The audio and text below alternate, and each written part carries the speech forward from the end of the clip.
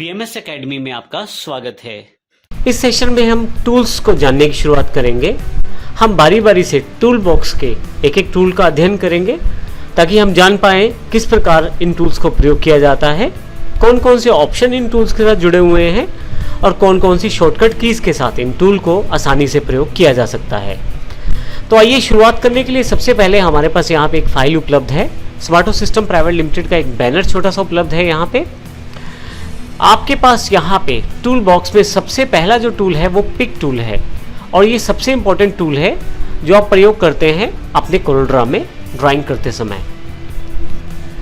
Pick tool default रूप से selected रहता है। यहाँ पे यदि आप देखें तो माउस रखें अगर आप तो पिक टूल सिलेक्शन में आ गया है और इसकी जानकारी आपको यहाँ से एक अंदर की तरफ दबा हुआ बटन दे रहा है, क्योंकि देखिए नीचे वाले बटनों से थोड़ा सा भिन्न है और लगता है ये बटन प्रेस्ड है, तो इस कारण से हमें ये जानकारी हो गई है कि ये टूल सिलेक्टेड है। अगर कोई और टूल सिलेक्टेड होगा तो सिलेक्शन यहाँ से हट जाएगी और ये फिर से ऊपर की तरफ ये पिक टूल अवेलेबल हो जाएगा। मैं दोबारा क्लिक कर देता हूँ तो फिर से मेरे पास पिक टूल अवेलेबल हो गया है। एक टूल के साथ कई टूल और भी जुड़े रहते हैं। यदि आप माउस यहाँ क्लिक करके रखें कॉर्नर पे तो आपके पास देखें इसमें पिक टूल में दो टूल और भी जुड़े हुए हैं, फ्री हैंड पिक और फ्री ट्रांसफॉर्म। इस प्रकार अर्थ ये हुआ कि एक पिक टूल के साथ दो टूल और भी जुड़े हुए थे।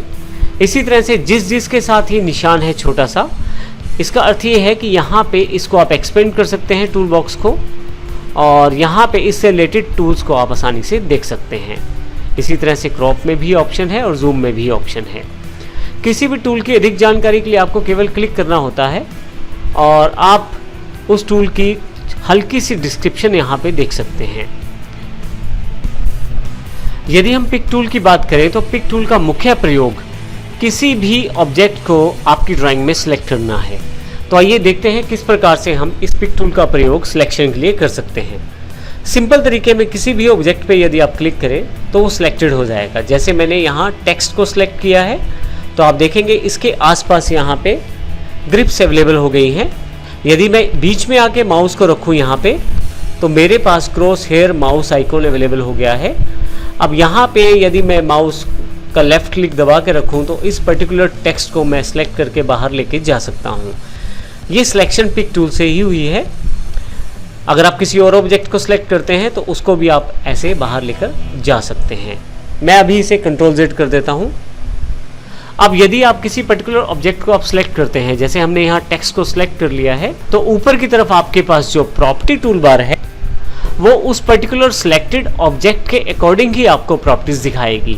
जैसे हमने टेक्स्ट को सिलेक्ट किया है तो यहाँ पे टेक्स्ट से रिलेटेड बहुत सारी प्रॉपर्टीज अवेलेबल हो गई हैं, परंतु यदि मैं किसी पिक्चर या इमेज को सिलेक्ट करता हूँ, जैसे इसको सिलेक्ट किया है मैंने, इसको भी बाहर ले आता हूँ यहाँ से मैं, जैसे कि इस बॉक्स को सिलेक्ट किया है मैंने, इसको बाहर ले आता हूँ मैं, तो आप देखेंगे इमेज को सिलेक्ट करने पर यहाँ पे प्रॉपर्टीज जो हैं वो इमेज के अकॉर्डिंग ही बदल गई हैं। तो इसका अर्थ ये हुआ जो आप ऑब्जेक्ट सेलेक्ट करेंगे उसी ऑब्जेक्ट के अकॉर्डिंग यहाँ पे प्रॉपर्टीज अवेलेबल रहेंगी। मैं यहाँ इसे Ctrl+Z कर देता हूँ वापस फिर से और F4 दबाकर फिर से पूरे पेज में अपनी पिक्चर को ले आता हूँ।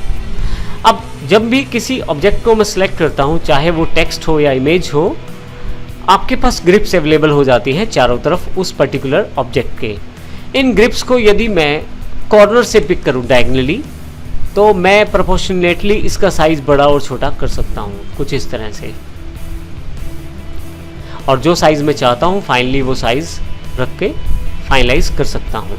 यदि मैं ऊपर या नीचे की तरफ से सिलेक्ट करूँ तो मैं उसको हॉरिजॉन्टली या वर्टिकली साइज़ को अपने अकॉर्डिंग मॉडिफाई कर सकता हूँ। तो इस प्रकार आप इन ग्रिप्स का इस्तेमाल कर सकते हैं। जैसा कि हमने पहले डिस्कस किया, जिस तरह का ऑब्जेक्ट आप सेलेक्ट करेंगे उस तरह के ऑप्शन आपके पास प्रॉपर्टी टूल बार में अवेलेबल रहेंगे। जैसे हमारे पास ये टेक्स्ट है तो टेक्स्ट से रिलेटेड ऑप्शंस यहाँ पे अवेलेबल हैं।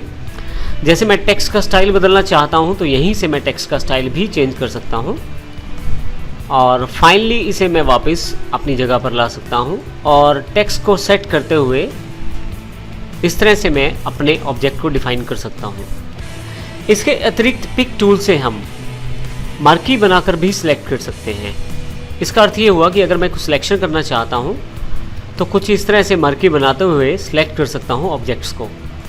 यहाँ ध्यान देने वाली बात यह है कि जो ऑब्जेक्ट कंप्लीटली इस मार्की के अंतर्गत आएगा वही केवल सिलेक्ट होगा। जैसे मैंने स्मार्टो सिस्टम प्राइवेट लिमिटेड के टेक्स्ट को सिलेक्ट किया है तो केवल वही सिलेक्शन में आया है, क्योंकि कंप्लीट सिलेक्शन है।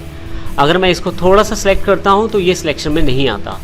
तो इस तरह से मैं बीच में से किसी पार्ट को सिलेक्ट कर सकता हूँ आसानी से मार्की का प्रयोग करते हुए।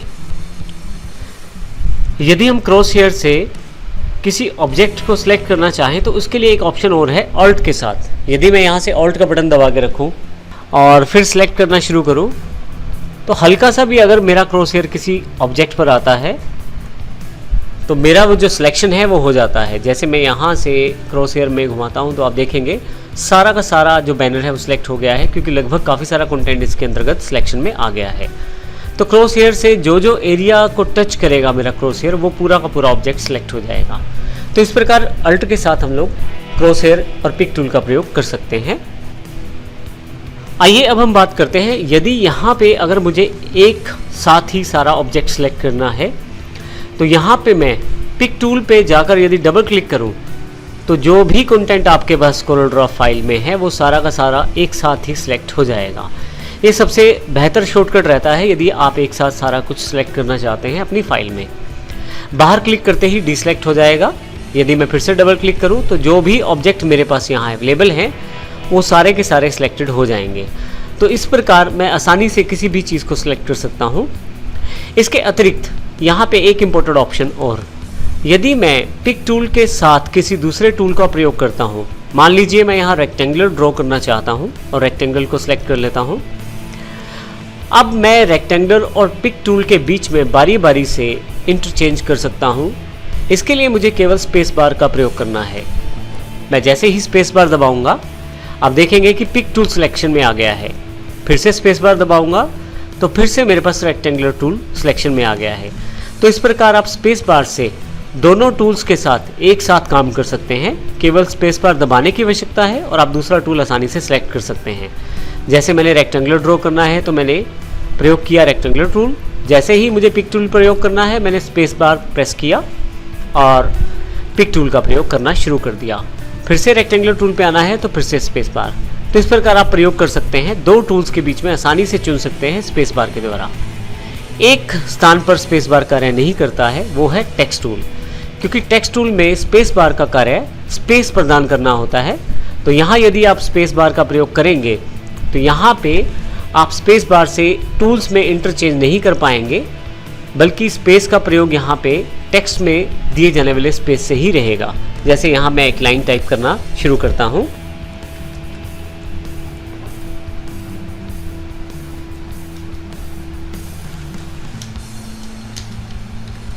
आप देखेंगे कि यहाँ पे मैंने लाइन टाइप की है और अगर स्पेस छोड़ता भी हूँ तो वो उसे एज अ टेक्स्ट पार्ट मानता है।